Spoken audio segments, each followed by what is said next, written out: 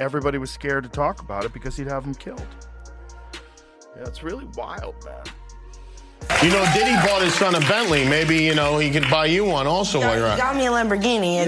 Oh, well, that's nice. I haven't gotten it yet, though. Yeah, I know. When is that coming, that Lamborghini? We talked about this last time. He had the Lamborghini for a day or two, and he had access to the house, and he knows better than to be talking about the things that he does with Big Brother Puff on national television. So check this out, yo. Justin, you ever seen the movie 48 Hours? Right now, he's having 48 hours with Diddy, him and his boy. They're having the times of their lives, like, you know, where we hanging out and what we doing. We can't really disclose, but it's definitely a 15-year-old's dream.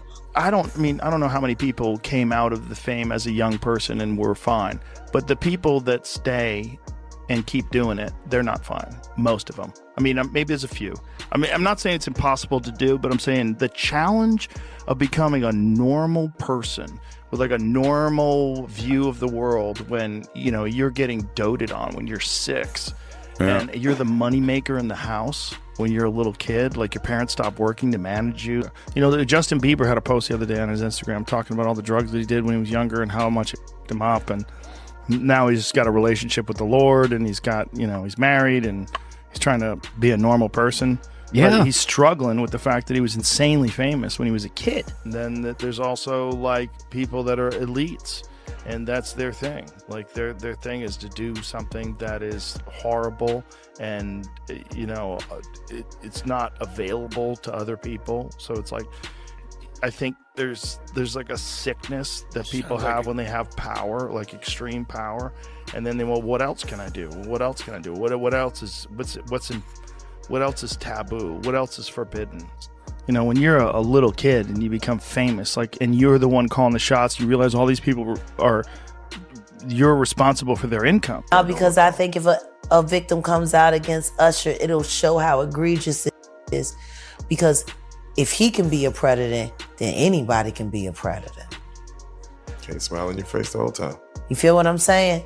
Like, people look at Usher, they don't see that. They're not seeing the victim. They're not seeing that boy that got rushed to the hospital. They're not seeing what the intentions was in his heart when he took Justin Bieber there. Oh. Let's be honest. He took Justin Bieber there. Diddy had been trying to get to Bieber for a minute. And his management was backing him off.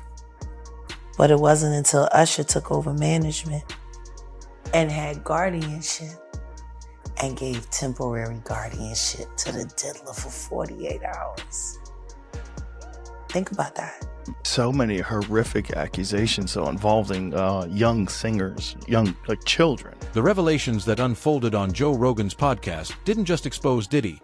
They tore open the rotting underbelly of an entertainment industry that has systematically exploited child stars for decades. What began as an investigation into Justin Bieber's traumatic adolescence quickly spiraled into something far darker, a meticulously documented case study of how the music business operates like a well-oiled machine designed to chew up and spit out vulnerable young talent. Rogan didn't just present rumors, he laid out a forensic trail of evidence that read like a Hollywood thriller. Except this horror story was painfully real. Flight manifests showed Justin being shuttled between private estates at all hours. Confidential contracts revealed clauses giving Diddy unprecedented control over the minor's schedule and living arrangements. Disturbing studio logs detailed recording sessions that began at midnight and stretched until dawn, hours no teenager should have been working. Perhaps most chilling were the testimonies from former staffers who described protocols surrounding Justin's visits, confiscated phones, armed security at doors, and strict instructions that Mr. Combs is not to be disturbed during his time with a young star. The psychological records painted an even grimmer picture. Medical evaluations from Justin's teenage years, subpoenaed from sealed court documents, described a boy showing classic signs of trauma bonding, oscillating between terrified obedience and desperate attempts to please his powerful handlers.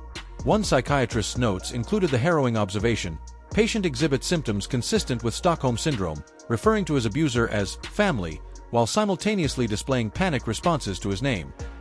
What made Rogan's broadcast truly groundbreaking wasn't just the mountain of evidence, but how it connected dots the industry had deliberately kept scattered. When Justin tearfully confessed in 2020 about his struggles with being passed around as a kid, few understood the literal truth behind those words. Now, the world could see the sinister ecosystem that enabled it. From managers who looked the other way in exchange for favors, to label executives who considered teen exploitation an acceptable cost of doing business. The most devastating revelation? This wasn't even unique. Rogan played leaked audio of an A&R executive casually admitting, "The smart ones get a Bieber deal. You take them young, break them and right, and own them forever." As the episode trended globally, former child stars from across the industry began sharing eerily similar stories using #BreakingTheSilence, a movement that within hours had uncovered a disturbing pattern of mentorships that followed the same playbook. And the episode's climactic moment, Rogan displayed a side-by-side comparison. Justin's bright-eyed 2010 interview beside his hollow 2014 MTV appearance. "This," he said quietly, "is what stolen childhood looks like." The before and after spoke louder than any legal filing ever could. As major corporations scrambled to distance themselves from Diddy, the real question became, how many other mentors are still operating this way right now? The system didn't just fail Justin Bieber, it was designed to fail him. And unless real accountability follows these revelations, it will keep failing kids tomorrow and the day after that.